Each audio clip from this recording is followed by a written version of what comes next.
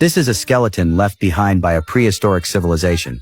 That day the man carelessly dropped a handkerchief soaked with electrolyte onto the skeleton. The millions of years old skeleton was thus brought back to life. The fruit on its chest was instantly drained and fell off. After noticing the anomaly, the man squeezed out more electrolyte by its ear and poured it onto the skeleton.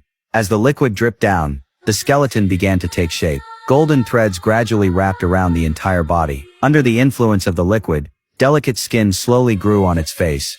However, just as the man was about to study the newly formed skin, a sudden surge of electricity coursed through the skin. The sphere in its head also began to glow.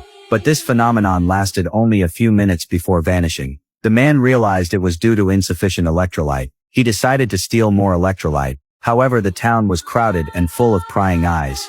So the man had to give up on stealing electrolyte. He took a sack full of ancient cards to trade instead. But the vendor had no interest in his items. The vendor had only one condition: if the man could defeat the robot they had built, the electrolyte would be his.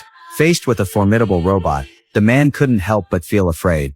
As soon as the match began, the robot launched a flurry of attacks. Fortunately, after careful observation, the man successfully found the robot's weakness and took it down. He finally obtained 2 barrels of electrolyte. They quickly returned home and poured all the liquid onto the skeleton, then quietly waited for it to change. But the result of waiting deeply disappointed the man. The robot showed no signs of change at all. Helplessly, they left for the time being. But the next second, the robot mysteriously came back to life.